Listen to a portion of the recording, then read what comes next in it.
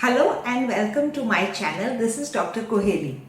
So on 17th of March, it is World Sleep Day and the theme for 2023 is sleep is essential for health. Such a beautiful topic. And so today I'm going to be sharing you 10 different ways that you can make your sleep better. Let's begin with a beautiful few lines that have been written by Dr. Andrew Huberman. So he writes that the best nootropic is sleep. The best stress relief is sleep. The best trauma release is sleep. The best immune booster is sleep. The best hormone augmentation is sleep. And the best emotional stabilizer is sleep. I'm going to add another one from my side. The best memory booster is sleep. Now, if sleep is so essential for our physical, mental, emotional stability and emotional health, then why don't we make sleep a priority? So that is the first way. The first way to improve your sleep is by making sleep a priority. Now, I'm going to give you another reason why the lack of sleep actually leads to everything from depression to diabetes. In fact, the lack of sleep can lead to obesity and immune deficiencies. So these are all the reasons why sleep is essential for your health. But not just your health, right? It is essential for your entire family's health. Now, I speak as a doctor, but I also speak as a mother. I also speak as a life coach to ambitious women, where I see that ambitious women they are unable to reach their highest potential because of their own lack of sleep, or they say that my children couldn't sleep through the night, or they slept late, or they got up late, or I got up late, or I was feeling so tired, so fatigued that I don't feel the energy, don't have the energy and the enthusiasm to lead a life full of potential. So there are so many reasons why sleep is so important for us. Now, what would characterize a good sleep? When would you say that you have good sleep? So there are three things that you should look for when you're looking for good sleep. The first is the length of your sleep. How long are you sleeping? The second thing is the depth of your sleep. How deep are you sleeping? Do you keep waking up in the middle of the night? And the last thing is the consistency of your sleep. Do you sleep at irregular hours? You don't know when you're going to sleep. You never, you wait till you get really tired to go to sleep because you don't have good sleep hygiene. So these are some of the things that you should look for. Do I have good sleep? Many people will be like, yes, I sleep really well. But when do you go to sleep? Do you go to sleep at the same time? Do you feel refreshed when you wake up, when you've slept? And through the day, do you keep feeling sleepy or tired? So these are certain key points that you can look for in your sleep. And no matter what kind of sleep you have, you can always improve your sleep. Just the way, no matter what health level you are, you can always improve your health. So now, let me go into the 10 different things that I'm going to share with you to improve your sleep. The first thing is make sleep a priority in your life. Don't keep it as the last thing or as something that you do when you are not awake. Don't think of your life as the only life when you are awake. In a day, 8 hours you sleep. That means 1/3 of your day is kept in sleep. That means 1/3 of your life you spend sleeping. So if you're really concentrating on how good you lead your life, how enjoyable your life is, how wonderful your life is, then how enjoyable and wonderful your sleep is going to determine 1/3 of your life. So make sleep your priority. The second thing is that have a regular sleep routine. That means whatever time you go to sleep every day, always go to sleep at the same time. Now, the thing which I said is not exactly what time you should choose. Now imagine if you are someone who's like goes to sleep at 9:30 most nights, and one night you went to sleep at 11. So the body generally gets prepared. Once you have a regular sleep cycle, the body starts to prepare for sleep about 30 minutes before going to sleep, and that allows the body to go into a deep sleep. So if you're someone who goes to sleep at 9:30 and you went to sleep at 11 on that day, you might think that, okay, I'm more tired now, so I'm going to sleep deeper now, but that doesn't happen because the body needs to prepare for it. So if you set a very practical time for you to go to sleep. Don't just set, okay, I'm going to go to sleep at 9:30 because Dr. Kohli said sleep is important. Choose something that is practically possible for you. If 11 p.m. is the time when you have kind of realized that this is a time when everything in the house is done and now this is a time when I can go to sleep, or 10:30 is a time when you're like, okay, this is a well enough time for me to go to sleep, then choose that time. Choose 10:30, choose 11, one of, something that feels comfortable for you, but stick to it. That's important. So stick to that time, and then from whatever time you've chosen, add 8 hours to it, and that's your sleep wake cycle. So the first thing was regular sleep time. The second thing is, what do you do when you wake up? The most important way to set your body's melatonin. Now, melatonin is your sleep hormone. The best way to set your sleep hormone is by waking up and getting more sunlight. Now, this sunlight is going to reset your melatonin levels. So, what do I mean by sunlight? It needs to enter your eyes and it needs to be on your skin as well, because both the skin and your eyes have receptors that help to balance the melatonin in your body. Now there are 3 things. Now the first thing is, what if I wake up earlier than the sun? Like I tend to wake up, like my wake up time, doctor, is 5 a.m. So what do I do if the sun is not out at that time? At that time, switch on all the lights in your house. Make it as bright as possible and keep all the lights on so that you have that sensation of a very, very bright. No matter how bright the lights are in your house, it will never match the brightness of the sunlight. So keep all the lights on. The other thing is, some of those X-ray cubes are there with a lot of bright light. You can keep that on in your house as well. So bright, put on all the lights is the suggestion if you wake up before the sun. Once the sun is out, you want to go outdoors, brush your teeth, let the sun, be on your skin as well as your eyes. Do not gaze directly at the sun. I'm not suggesting sun gazing. I am suggesting sunlight in your eyes. Okay? Look at the clouds, look at the trees, everything else. The third thing is that if you wake up on a cloudy day, even if it is a cloudy day, the amount of sunlight that you receive on a cloudy day is much more than the amount that you would get even if all the lights are on in the house. So don't use that as an excuse to not go and get yourself some outdoor sunlight time. The only thing is, you might now need to spend more of the time outdoors. Say if it is winters or a rainy day, you might need to spend more time in the outdoor sunlight time to be able to get the benefits of that melatonin, resetting.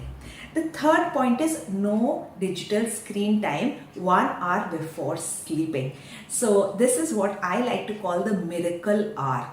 A lot of people have heard of the miracle morning. Miracle morning, the first hour when you wake up, that is the time when you're going to do all your savers. That is the time when you're going to do your gratitude and affirmations. And a lot of people know about the miracle morning. But here is a term that I have called inside my community, which I call the miracle hour, which is the miracle nights.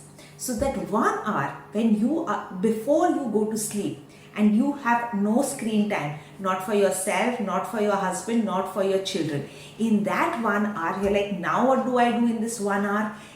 Sky is the limit. There are so many beautiful things that you can do either as a family or alone.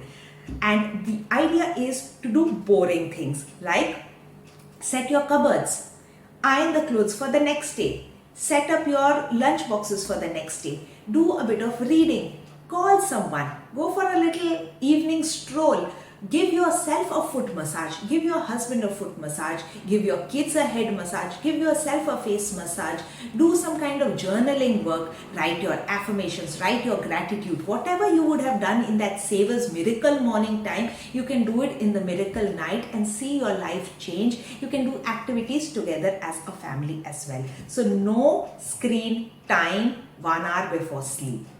And the next thing is doing more, so this is more serotonin rich activities. What do we mean by doing more serotonin rich activities? Now imagine your day in parts of 8 hours, right? So the last 8 hours are for your sleeping.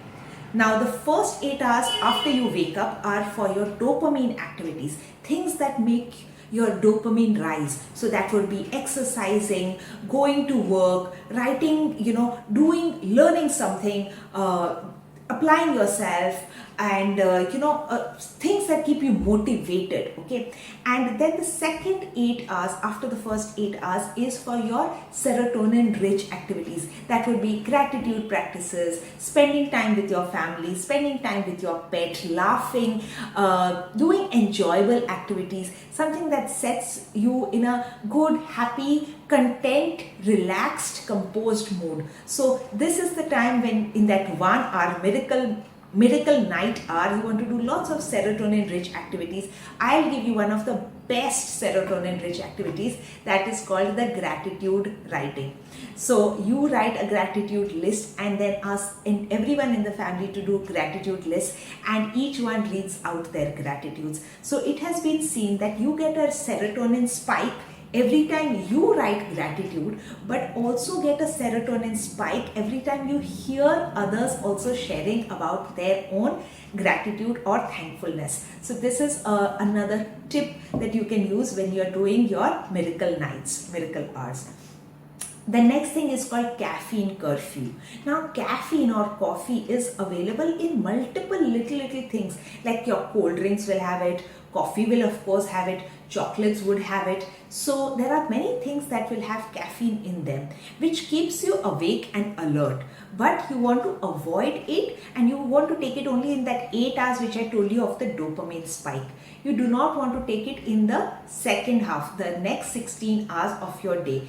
Why? Because caffeine has an 8-hour half-life. That means the amount of caffeine which you've taken continues to stay in your body and deteriorates slowly. So even if you had coffee at 4 p.m. or 6 p.m. in the evening, you will have some amount of caffeine in your system if you go to sleep at 10. Okay, so now the next thing is having a warm bath. Now you want to take this warm bath 90 minutes before you go to sleep. Why warm bath? Now when you have a warm bath, the body wants to reset and actually becomes, the core body temperature actually becomes cooler. So a core body temperature which is cooler will help you have a deeper sleep. So the warm bath actually helps you to cool down when you, after 90 minutes, to really give you a deeper sleep. The next thing, and this can help kids as well, giving them a warm bath 90 minutes before they go to sleep or during that miracle hour. The next thing is blackout curtains. Now blackout curtains is again the same principle.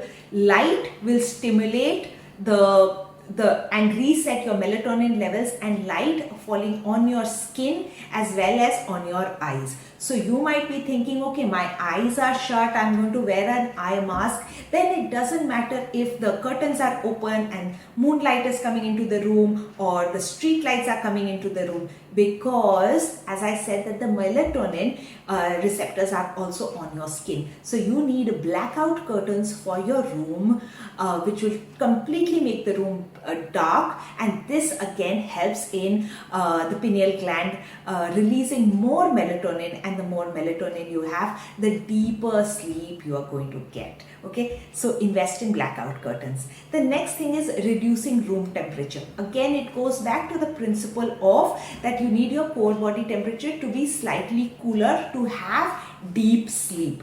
So either you set the AC temperatures a little low and then you can switch off on its own, because the cold temperature needs to be in the first few hours of your sleep.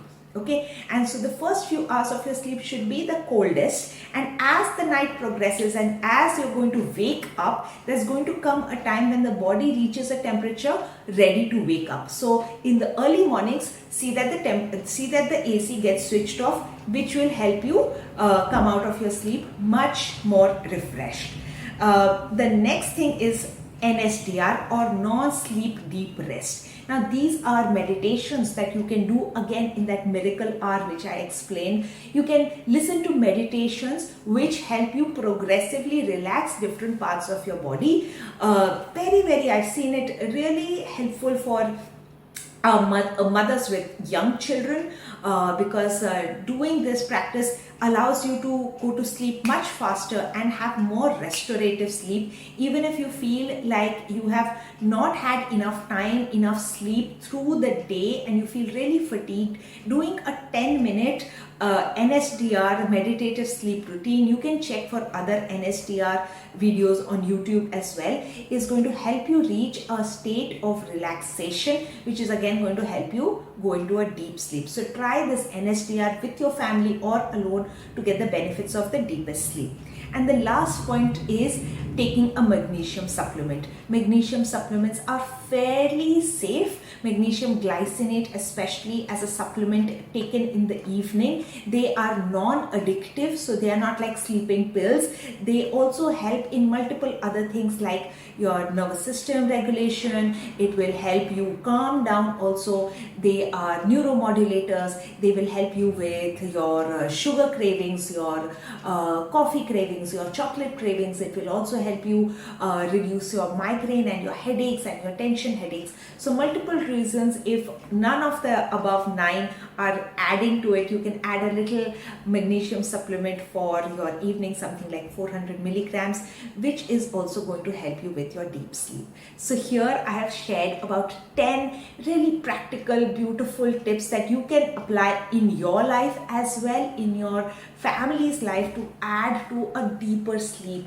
And I absolutely understand how important sleep is, not just as a doctor but as a mother as well as a life coach. So if you listen to this video and you're like, wow, this was amazing, and I'm going to apply it, but you know somewhere deep in your mind that this all gyan is just going to stay on your phone and you might not be able to apply it in your life the way that you want to, then I invite you inside my 6 months of mentorship, where I take you every week in a live Zoom class where I share lots of practical tips, which is specially designed for ambitious women who want to lead their life, lead their dream life without overwhelm, burnout, fatigue, and self-doubt. Because I know that all of this information sounds beautiful, but when we put it into practical aspects in your day, you're going to struggle with something. You might be like, okay, I want to do this, but someone else doesn't want to